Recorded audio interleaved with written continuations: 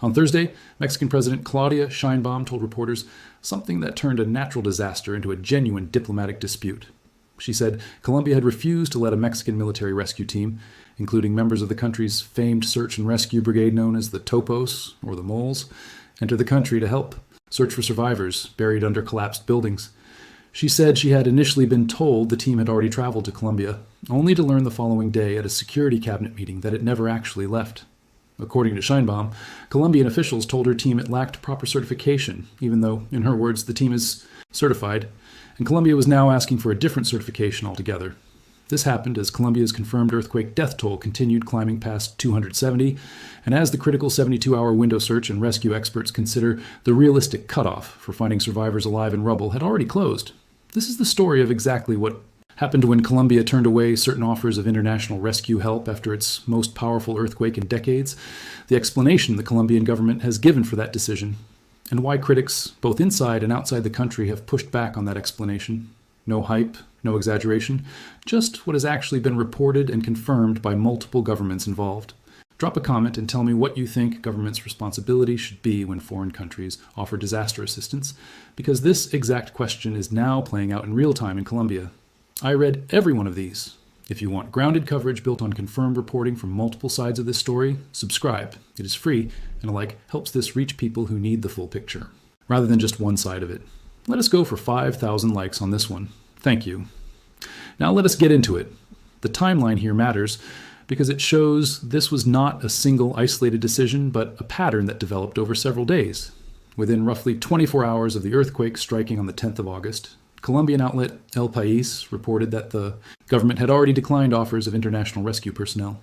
By the 12th of August, with the 72-hour survival window closing and international pressure mounting, Colombia's foreign ministry said it was still preparing a list of specific needs before formally requesting international aid, even as organizations, including the United Nations and Mexico's Topos Brigade, said at that point they had not yet received any formal request for search and rescue help at all. It later became clear that Colombia had chosen to officially accept rescue teams from only 4 countries: Ecuador, El Salvador, the United States, and Israel, a detail that itself became a significant part of the controversy once it was reported. The Colombian government's own explanation for this decision centers entirely on qualification and logistics, rather than politics. David Tamayo, head of Colombia's National Disaster Relief Agency, said the country would only accept support from teams that could demonstrate recognition, both by the international system and by their own governments, as genuinely qualified for this specific kind of work, and specifically that those teams needed to be entirely self-sufficient, arriving with their own equipment and food supplies, rather than drawing on resources from municipal authorities already stretched thin by the disaster itself. Tamayo also stated that Colombia's own search and rescue teams were not yet overwhelmed, implying additional foreign personnel were not urgently required to supplement the country's existing capacity. Foreign Minister Omar Bula echoed that framing directly, stating that Colombia had not excluded any country based on the offers it had received, and specifically saying the country was working with all offers without any ideological or political consideration. That explanation has not satisfied a number of the international voices involved, and it is worth laying out their criticism honestly alongside the government's defense, since this remains a genuinely contested, unresolved dispute, rather than a settled matter with an obvious right answer.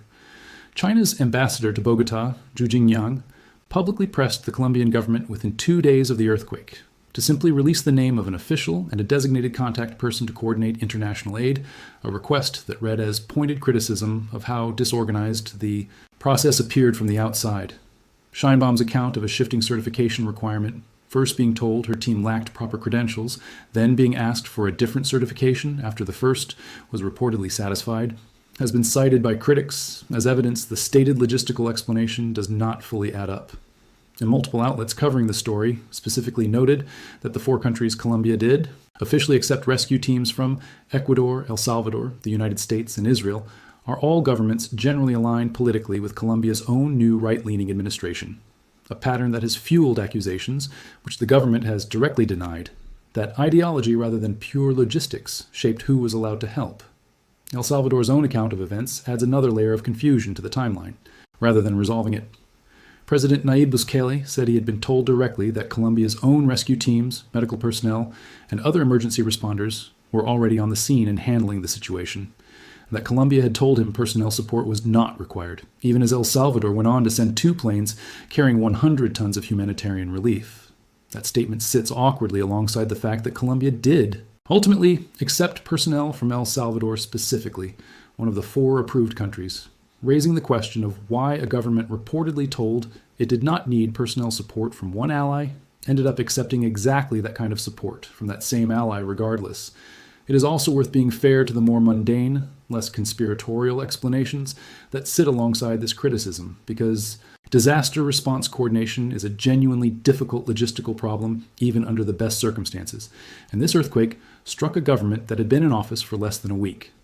President Abelardo de la Espriella was inaugurated on the 7th of August, just 3 days before the earthquake hit, meaning his administration had to stand up a coordinated national disaster response, including decisions about which of the many international offers of help to accept almost immediately after taking power, with no transition period to prepare.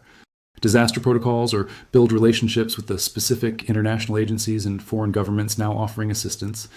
Colombian commentary on the crisis has specifically framed it as the first major test of the new government's crisis management capacity, a test made harder by the fact that emergency coordination structures, including clear points of contact for foreign governments and aid organizations, typically take time to establish, even for an administration with years of institutional experience already in place.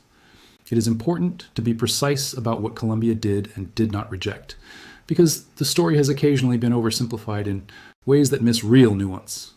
Colombia continued accepting substantial material aid throughout this period, including 58.5 tons of assistance from Mexico specifically, even while declining Mexico's rescue personnel. Search and rescue teams from the Los Angeles County Fire Department and from Fairfax County in the United States did arrive and began working in the affected region. The dispute, in other words, was not a blanket refusal of all foreign assistance.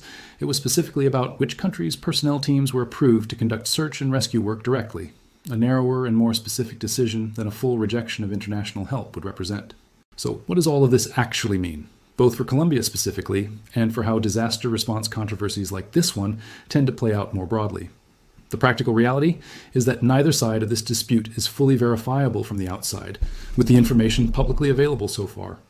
Colombia's stated certification and self-sufficiency standards are legitimate considerations that disaster response agencies around the world do genuinely apply when evaluating foreign rescue teams, since an under-equipped or unqualified team can sometimes create additional burdens rather than relieving them. At the same time, the specific pattern of which countries were approved, the shifting certification, explanation Sheinbaum described, and the pointed public criticism from China's ambassador all represent real, documented reasons critics have found the government's stated logistical explanation incomplete. Both of those things can be true at once, a genuine logistical standard existing in principle while also being applied in a way that, intentionally or not, produced results that tracked closely with political alignment. There is a broader pattern worth understanding here too, because Colombia is far from the first country to face criticism over how it managed offers of international disaster assistance. Governments navigating a major disaster in their first days or weeks in office have historically struggled with exactly this kind of coordination problem, since accepting foreign rescue teams requires rapid decisions about liability, command structure, language and equipment compatibility, and which offers genuinely added capacity versus which ones primarily generate goodwill without meaningfully speeding up search efforts. International disaster response experts have long noted that a poorly coordinated influx of foreign teams, however well-intentioned, can occasionally slow down rescue efforts by creating confusion over who is searching where, which is part of why legitimate disaster response protocols really do call for some form of vetting before large numbers of foreign personnel are deployed into an active disaster zone. That legitimate concern does not resolve the specific questions raised about Colombia's handling of this particular dispute, but it does mean the underlying instinct to require some form of verification before accepting foreign rescue teams is not by itself an unreasonable one. The honest, grounded summary is this.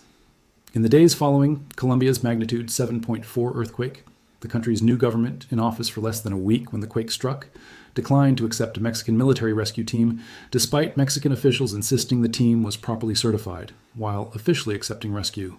Personnel from only 4 countries, Ecuador, El Salvador, the United States, and Israel. Colombian officials have defended the decision as a matter of certification standard S and logistical self-sufficiency, explicitly denying any ideological motivation, while critics, including Mexico's president and China's ambassador to Bogotá, have publicly, I questioned that explanation. pointing to the political alignment shared by the countries that were approved and to a certification requirement that appeared to shift over the course of the dispute. Colombia continued accepting substantial material aid throughout this period, even as the rescue personnel dispute unfolded, and the controversy occurred as the critical 72-hour survival window for finding earthquake survivors had already closed. We are going to keep tracking this exactly the way we tracked it today, straight from the governments and officials directly involved, presenting both the official explanation and the criticism rather than picking a side for you. Subscribe so you do not miss how this dispute develops, because questions about Colombia's disaster response coordination are very likely not finished being asked, and leave that comment below. Tell me what you think a government's responsibility should look like when foreign countries offer rescue assistance during a disaster this severe, because reasonable people are genuinely divided on where the line between caution and obstruction actually sits, because behind every one of these diplomatic statements is a family in Cali or Pereira who has no idea whether a specialized foreign rescue team might have made a difference in finding someone they loved, and a brand new government finding out 4 days into its term exactly how unforgiving a crisis this size can be. 5,000 likes on this one.